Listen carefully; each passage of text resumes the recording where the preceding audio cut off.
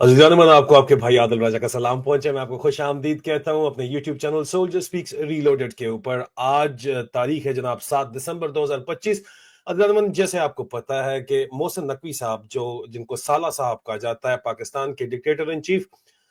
Field marshal Asim Munir का, वो पहले उनकी मुलाकातें हुई भारतीय सफीर से, माजरत चाहता हूँ बरतानवी सफीर से पाकिस्तान के अंदर, जेन मैरियट से, और उन्होंने मेरी और शहजाद अकबर साहब की एक्सट्रेडिशन का मुतालबा किया और हमें पाकिस्तान के हवाले करने का मुतालबा किया। और फिर उसके 2 दिन बाद ही वो लंदन तशरीफ ले आए और इस वक्त वो गालबन लंदन में मौजूद हैं। बातें बहुत सी की जा रही हैं उनको लेके, बहुत से लोग हैं इस वक्त। जायद गश्तोड़ी साहब हैं, एक जायद गश्कोरी गश्तोड़ी नाम है उनका, कुछ इस तरह का, मैं मिस कर जाता हूँ उनका सेकंड नेम क्या है। उन्होंने कहा है कि जनाब अगले साल के पहले हाफ के अंदर जो है वो 11 कोई सस्पेक्ट्स दिए जाएंगे पाकिस्तान, जिनका मुतालबा कर रहा है। मेरे ख्याल में इस किस्म की कोई बातचीत वैसे तो है कोई नहीं, सिर्फ ये सिर्फ डराने के लिए इस तरह की बातचीत की जा रही है, क्योंकि यूके गवर्नमेंट की तरफ से हमें तो इस किस्म का कोई भी, अभी ना मुझे ना शहजाद अकबर साहब को किसी भी किस्म की जो है वो डिमांड आई है, या इससे पहले भी मेरे बारे में 4,000 पेज का डोजियर दे के एक्सट्रेडिशन की डिमांड की गई थी, मेरे बारे में इंक्वायरी भी करवाई गई थी 9 महीने, उस वक्त तक भी कुछ नहीं हुआ था। बहरहाल जो भी ये बातें कर रहे हैं, हमारे सवालात आज मेरी दिफा के अंदर नहीं है, वो तो वक्त आएगा तो देखा जाएगा। दादा गज दे दा मैदान दे, हम जो काम कर रहे हैं वो करते रहेंगे, उसके लिए जो कीमत अदा करनी पड़ती है वो तो बहुत भारी है, लेकिन वो कीमत हम अदा करते रहेंगे। हक और सच की लड़ाई में कीमत अदा करनी पड़ती है, क्योंकि जुल्म सहने वाला जो है वो ही असल में जालिम का हाथ मजबूत कर रहा होता है। अगर आप जुल्म सहते रहें खामोशी से, आप पतली गली पकड़ लें, बारीक वारदात डाल दें, या आप जो बात जो जालिम चाहता है वो कर लें, उसको सह लें, या उसको मतलब नरम मुलायम तरीके से बात करने की कोशिश करें, जो उनकी जुल्म फस्तायत है उसके ऊपर बात न करें, तो वो भी आप असल में तो जुल्म सह रहे होते हैं और जालिम का साथ दे रहे होते हैं। वो काम हमने नहीं किया, क्योंकि जो भी होता है वो अल्लाह से होता है। रब करदा जो भी करदा है तो सदा बादशाही सोने रब दी है, बस इसमें कोई शक नहीं है। लेकिन मेरा सवाल जो है वो छुपते सवालात हैं, आईएसआई से मेरे सवालात हैं। आईएसआई से मेरा जो सबसे पहला सवाल है वो ये है कि जनाब आज से तकरीबन 2 साल पहले, 2 साल पहले मैंने, बल्कि नहीं ज्यादा हो गया ना, अभी तो दिसंबर 2025 चल रहा है, बिल्कुल 2 साल पहले मैंने आपसे सवाल पूछा था, आईएसआई आईएसआई वालों से मैंने सवाल पूछा था। मैंने कहा था कि जी हमारे जराए आईएसआई के अंदर ये कहते हैं कि, ये आपके सामने रिपोर्ट यहाँ पे मौजूद है, ये रिपोर्ट बताती है कि हमारे जराए ये दावा करते हैं कि आईएसआई के एक्सटर्नल विंग वाले ये कहते हैं कि जनाब जो गुज़श्ता रिपोर्ट्स हैं उसके मुताबिक उन्होंने मोहसिन नकवी साहब के बारे में कहा था कि ये गालबन सीआईए के लिए मुबैना तौर के ऊपर काम कर रहे हैं, और बहुत सी सेवरल सेंसिटिव इवेंट्स के ऊपर, बहुत से बाजवा, जब जनरल बाजवा जिस वक्त आर्मी चीफ था, उस वक्त बहुत से ऐसे मुकामात थे जहां पे सिक्योरिटी क्लियरेंस आईएसआई की रिक्वायर्ड होती है, मिलिट्री इंटेलिजेंस की रिक्वायर्ड होती है, तो इनको सिक्योरिटी क्लियरेंस नहीं किया जाता था बाजवा के टेन्योर में। अचानक इसको सिक्योरिटी क्लियरेंस कैसे मिल गई, मैंने ये सवाल किया था। हुसैन हक्कानी साहब को भी इनके साथ मिली थी, ये मुझे इसके बारे में इल्म नहीं है कि मिली या नहीं मिली, लेकिन मोहसिन नकवी साहब को तो मिल गई ना। तो मैंने पूछा था क्या हमने अपने आप को बेच दिया है, ये मेरा आईएसआई से सवाल था, और आईएसआई के अंदर से ही जराए ने ये सवाल मुझसे किया था, तो तब मैंने ये इस किस्म का सवाल किया था। मैं आपको ये भी बता दूं कि इसके अलावा भी बहुत सी ऐसी स्टोरीज हैं जिसमें मोहसिन नकवी साहब को अपने बेनोई रिश्ते के जबरदस्ती के बनाए हुए आसिम मुनीर की वजह से ये जो राइज मिला पावर का, उसके अंदर बहुत से उसने सवाल उठाए। मैंने आईएसआई से ये भी सवाल किया था कि जो फील्ड मार्शल आसिम मुनीर है, इसकी फैमिली का ईरान का ट्रैवल का रिकॉर्ड क्यों गायब कर दिया गया, सारे का सारा वाइप आउट क्यों कर दिया गया, सारे का सारा, ये मैंने सवाल किया था। डाटा बहुत से लोगों के पास मौजूद है, हमारे पास भी मौजूद है, और वो वाइप आउट किया, इनकी फैमिली का डाटा जो है वो भी मौजूद है, सारे का सारा वाइप आउट क्यों किया गया था। एक बंदा जो आज जिसको आप हाई वैल्यू टारगेट बताते हैं, एक फॉरेन इंटेलिजेंस एजेंसी का, उसको आप उठा के जो है वो चीफ मिनिस्टर लगा देते हैं, चेयरमैन पीसीबी लगा देते हैं, तो वो आपको क्या बताता है। ये वही मोहसिन नकवी है ना जिसके बारे में रिपोर्ट ये की गई थी कि जनाब अली अमीन साहब जो है वो इन्हीं की गाड़ी में बैठ के मोहसिन ये जाके ये जो है स्वीट बॉय साहब है, ये मैंने रिपोर्ट की थी कि अली मोहसिन नकवी की गाड़ी में जाके आसिम मुनीर से मिलते रहे हैं। तो फिर पीटीआई वालों से भी वैसे तो सवाल बनता है, लेकिन बहरहाल इमरान खान साहब ने वो तो अजाला कर ही लिया, उसके बारे में अब हम क्या जो है वो बात करें आगे। लेकिन एक बात और भी है कि मोहसिन नकवी साहब को इमरान खान ने इस्लामाबाद कत्लेआम के अंदर नामजद भी किया था और कहा था कि इनके ऊपर एफआईआर होनी चाहिए। क्या इनके ऊपर एफआईआर हुई? फिर सवाल तो ये बनता है, बनता ही बनता है ना जी, कैसे नहीं बनता। उसके अलावा मैं आपको ये भी बता दूं कि इस वक्त मोहसिन नकवी साहब ने मुसलसल मैं इनके बारे में रिपोर्ट करता रहा हूं और सवालात उठाता रहा हूं, और मेरा अब भी सवाल तो यही है आईएसआई से भी, اور محسن نقوی صاحب سے بھی کہ ایک گندم کا اسکینڈل جس کے اوپر نواز شریف صاحب نے بھی بات کی ہے اس کے اوپر میں آتا ہوں، لیکن اس سے پہلے آپ ہماری اطلاعات کے مطابق جو ہم رپورٹنگ کرتے رہے ہیں وہ یہ ہے کہ آپ محسن عاصم منیر صاحب صدر پاکستان بننا چاہتے ہیں آگے چل کے، اور محسن نقوی صاحب وزیر اعظم پاکستان بننا چاہتے ہیں، اور اس کے اوپر محسن نقوی کو آ کے جو ہے ایکسپلینیشن بھی دینی پڑی تھی۔ یہ تو آپ کے پاس ساری کی ساری چیزیں موجود ہیں، لیکن صرف یہ معاملہ یہاں تک نہیں ہے۔ میں آپ کو غصہ تو آپ کا بنتا ہے محسن نقوی صاحب جس طرح کی آپ باتیں کرتے ہیں، کیونکہ 6 مئی 2024 کو جو میں نے آپ کے بارے میں رپورٹنگ کی تھی وہ بھی آپ کے سامنے موجود ہے، دیکھ لیجئے۔ میں نے کہا تھا کہ جناب جو ذرائع ہیں انہوں نے ہمیں بتایا آئی ایس آئی کے اندر کہ میجر جنرل شہباز تبسم جو کہ ڈی جی ایکس ہیں آئی ایس آئی کے، انہوں نے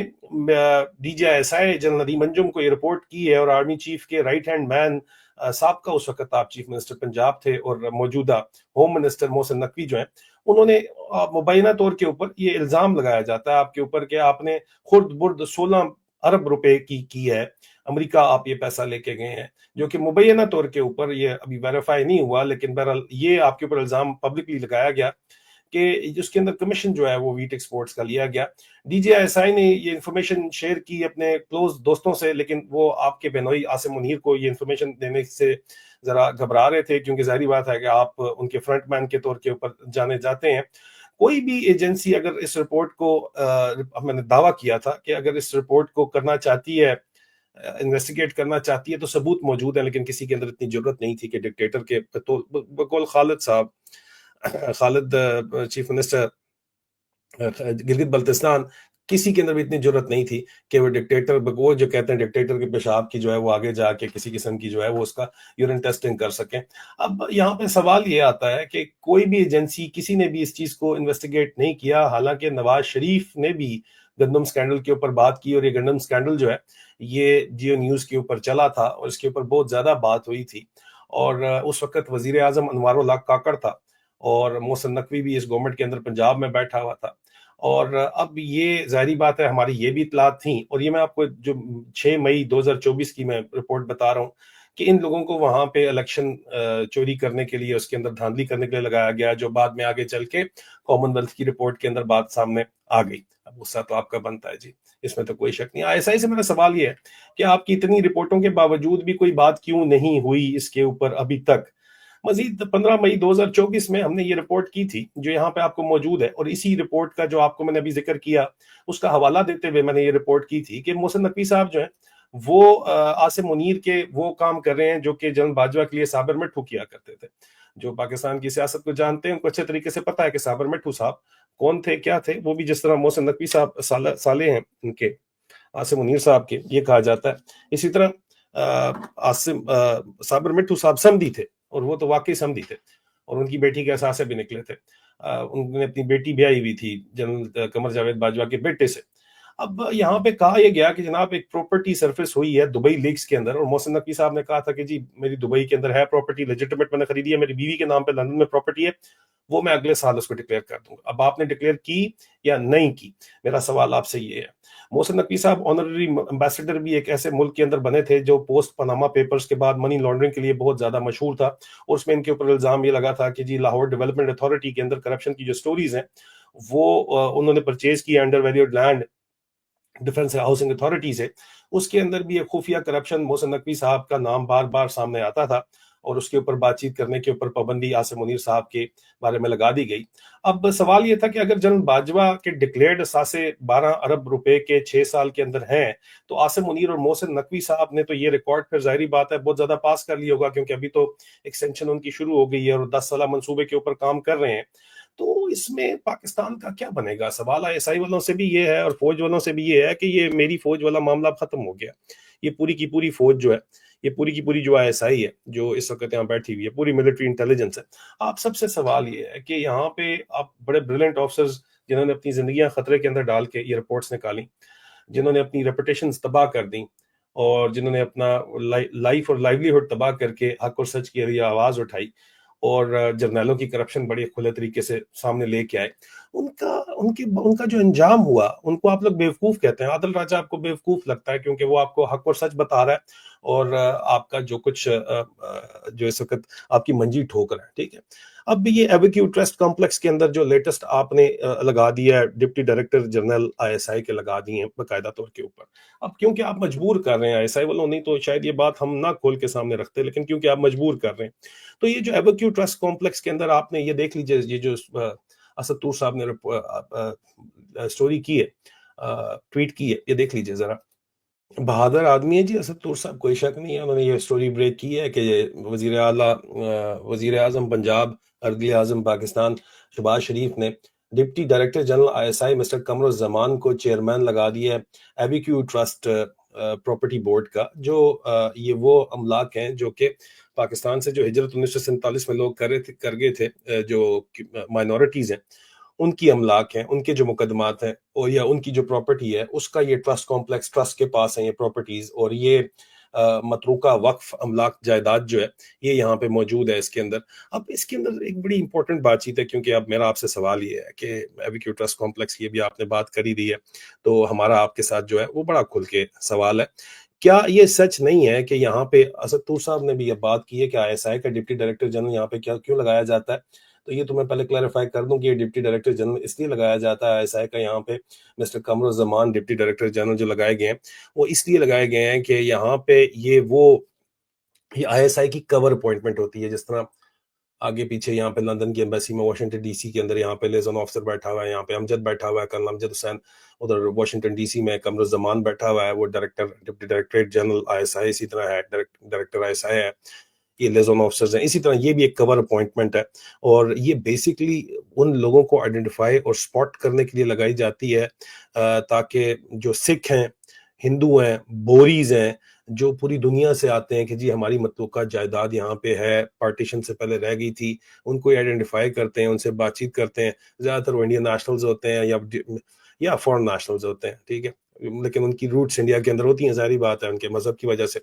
تو ان کو یہ ریکروٹ کیا جاتا ہے یہاں پہ اس اپوائنٹمنٹ کے ذریعے، ان کو ریکروٹ کر کے ان کا استعمال کیا جاتا ہے. اور ڈپٹی ڈائریکٹر جنرل اور